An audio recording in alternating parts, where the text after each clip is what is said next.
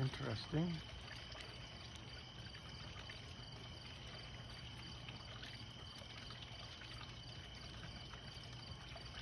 Could be a plane. I don't know, because there's something above it. That's falling straight freaking down, babe. Is that? Oh my god. Interesting. It's falling straight down.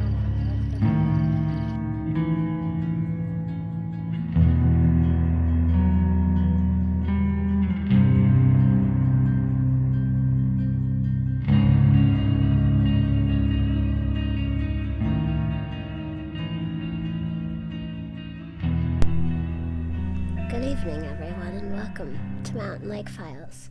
It's been a while again, but my family and I are still battling this illness. We're not sick anymore. It's just the lingering symptoms of the postnasal drip and all those things. But my oldest daughter sent me a story that happened last year in April.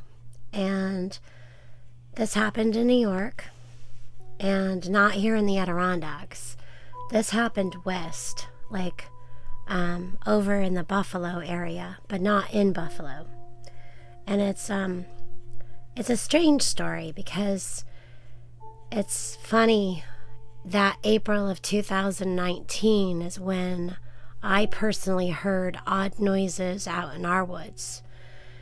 So that's what this man was saying, is about these odd noises that he heard.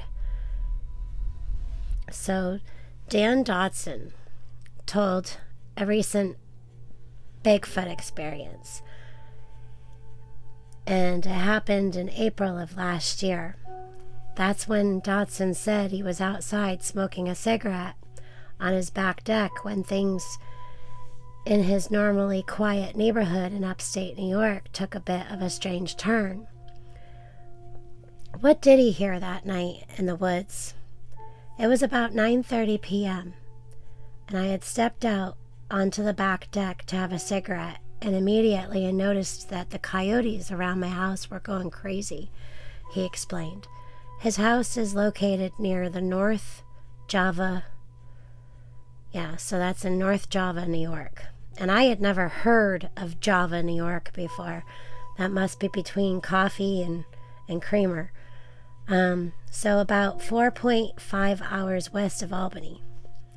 Dodson says that in addition to the frenzy whipped up by the coyotes that night, he heard distinct noises and sounds consistent with what a Bigfoot might sound like. I stood there listening, he said, and I heard 3 loud tree knocks come from the woods behind my house, and then maybe about 10 seconds later from the left side of my house. The sound wasn't isolated, and it appeared to be moving around, but the chaos turned even eerier when, after 20 minutes, Dodson heard nothing but dead silence. I heard 3 distinct whooping calls, and then the coyotes immediately went quiet.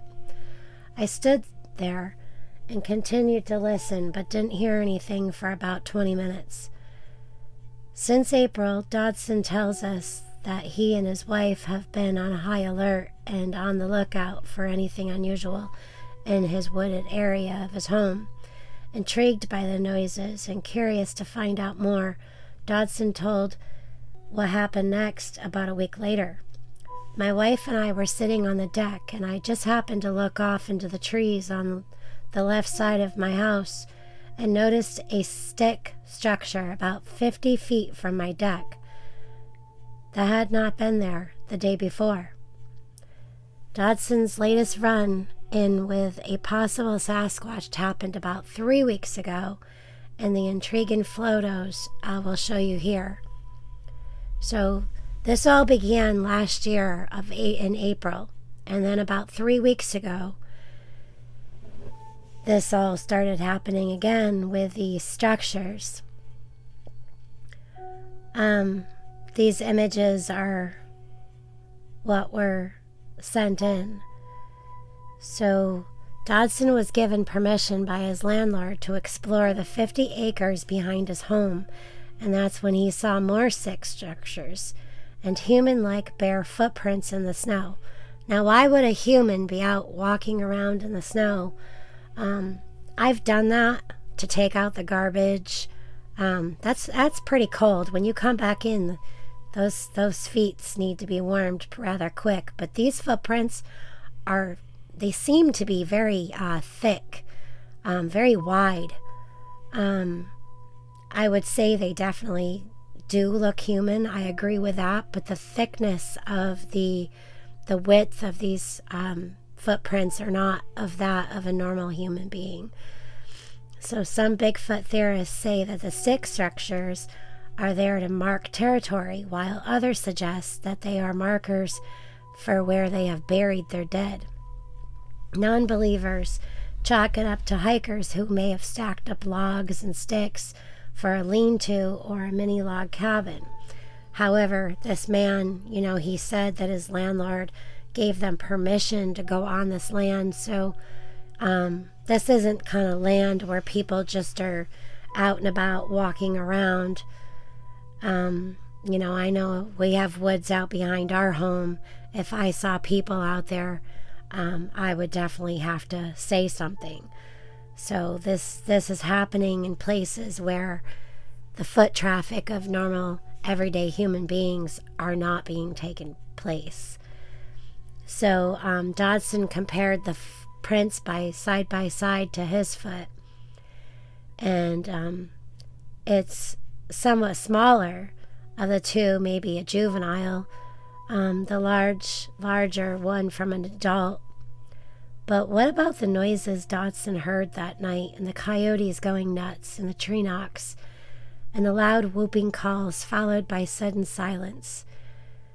That's up to you guys to decide. Dodson doesn't seem to be making this up, and his mind and curiosity seem to think that this is definitely a Bigfoot encounter.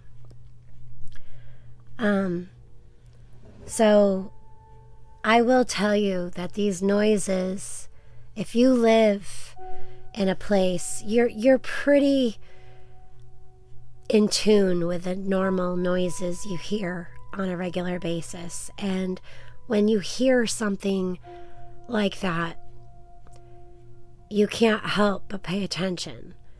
And I'm going to take our own story here in the Adirondacks, where that year that I heard these noises was the same year that Brian Goslin took that casting from our mountain, which is about a mile and a half down the road, but it's like our backyard as the crow flies.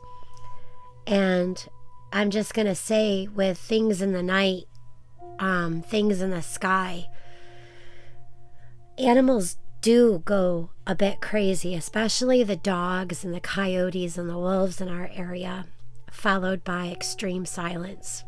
So I've been out there at nights myself where, the dogs and the coyotes in the area are going absolutely berserk, followed by that strange silence. Not even a cricket can be heard. Not one peep toad can be heard. So it's up to you guys whether or not you think this encounter is something that you think that might be going on down there in Java, New York by Buffalo, because April seems to be about the time we also here in the Adirondacks get these going-ons. And those structures are very strange. We too have structures like that, and I can tell you where we live, it sure isn't kids. And the woods that we have are privately owned. So the foot traffic of your normal everyday human being walking around barefoot would be noticed And if it wasn't noticed by a human being, someone's dog would actually definitely be going crazy, because you just wouldn't be out here traveling in the woods without going unnoticed. But that's the thing. Late at night, if you are dressed in all black, it's possible we wouldn't possibly see as good. Like an animal that would be dark furred would not be seen. However, with the moonlight and our dogs, and our woods are very heavily populated with deer, which with that comes the coyotes and the wolves. So, here we live on a deer run where the deer come 2 to 3 times a day as a given. You see them at least once every day, but usually 2 or 3. So when you live on a deer run, you're bound to get some kind of predators. So yeah, let me know what you guys think of. It's a short story, but it's quite interesting because it seems as though they are using the same paths lately. And also let me know if you've heard any stories where, like in Ohio, where people said that they knew that they had Sasquatch, and then for years and years nothing, and then the past couple of years they've had activity again. So I'm kind of in the assumption that they're habitual, that they move out of the area for a time and then they come back. All right. Well, y'all have a great night. And if you would like your story to be read here, I will do my best to put that out. But we would definitely enjoy and be interested in hearing any encounters you've had. Y'all have a great night.